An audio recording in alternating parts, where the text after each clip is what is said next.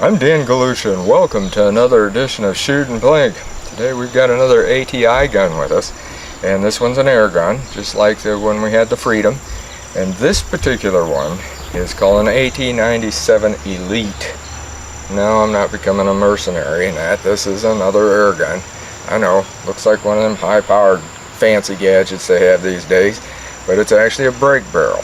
And the sight on it, no, that's not the one that comes with it.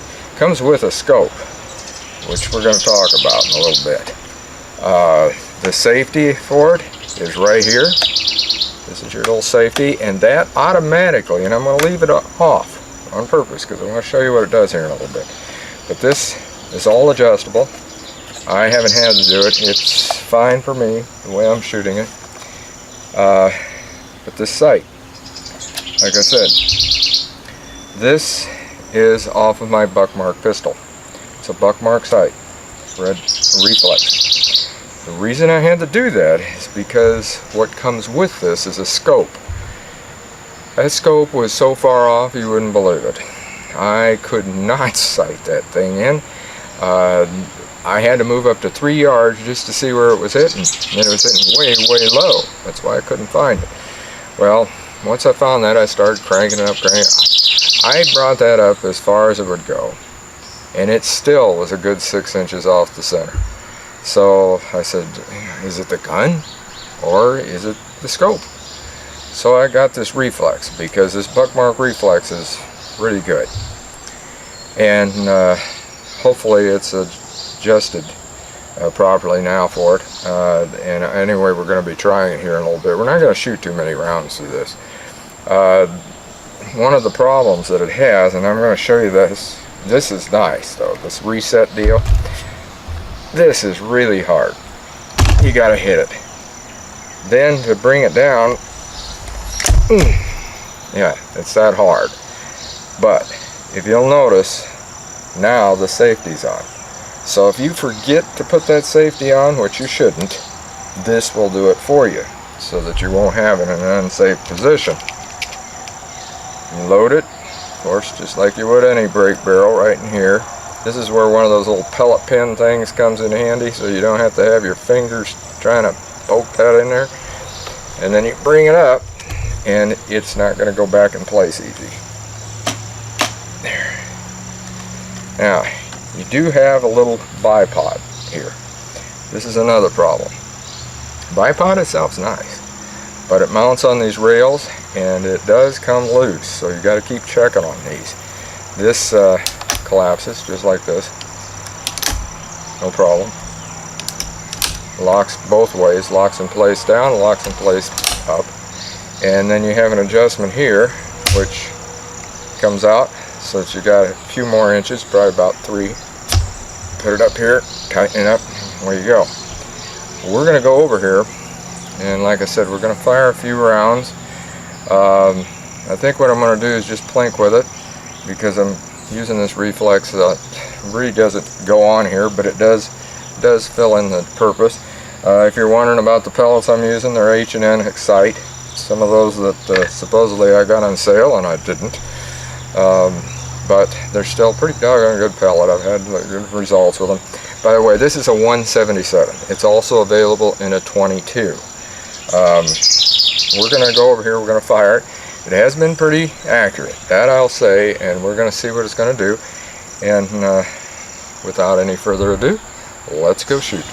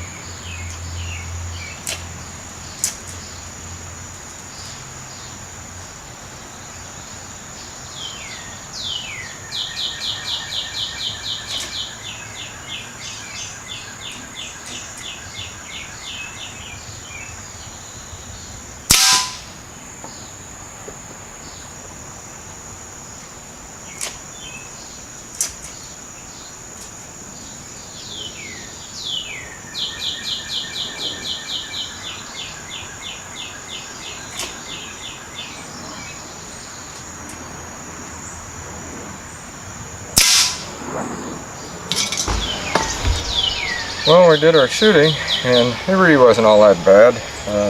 Had one can didn't want to go over, so I shot an extra round, as you've seen.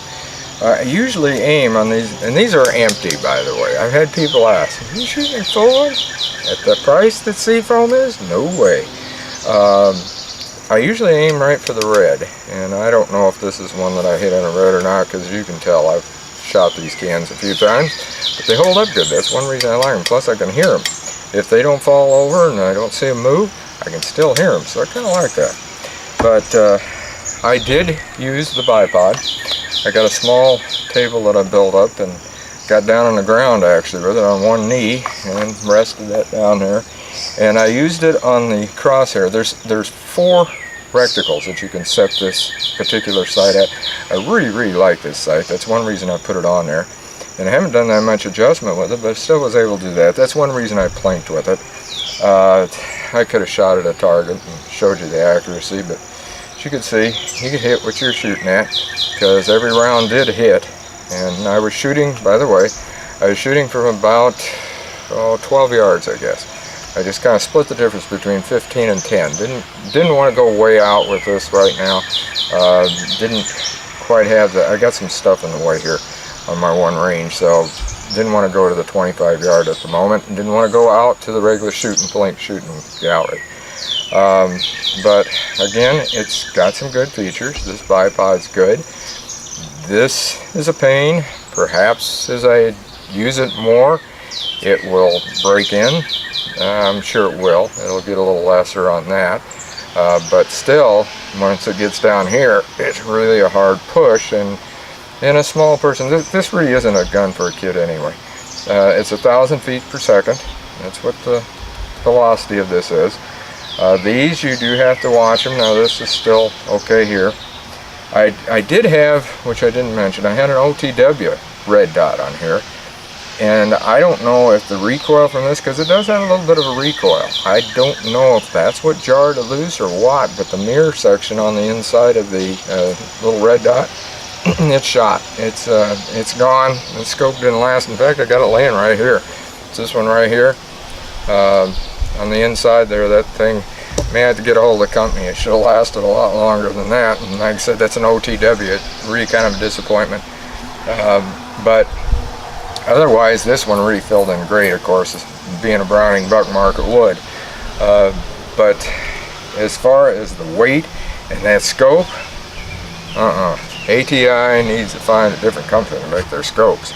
I'd say go to whoever's making Gammo, because Gammo scopes haven't been that bad. I've got one on their AT 177 and also the Swarm. The one on the Swarm I really like. And that one, I can get that dead on. And if they had one like that, this might not be too bad, other than the fact, heavy weight, and this real heavy pull down.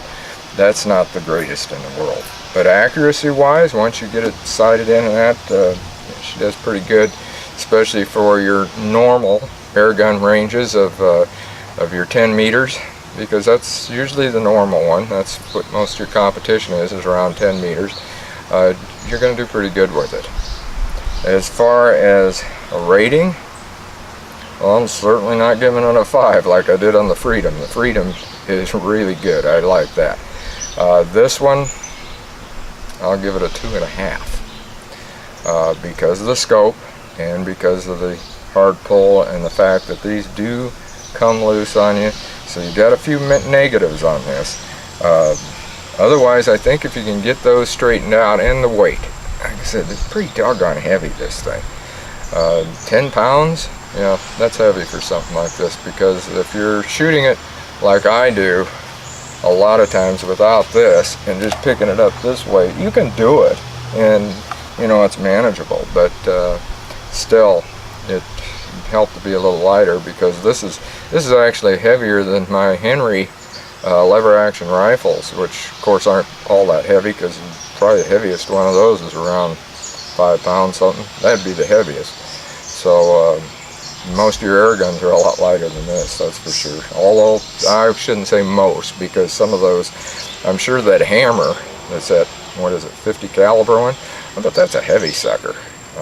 But otherwise, like I said, it does have some accuracy to it. So until next time, shoot safe and have a great day of plinking.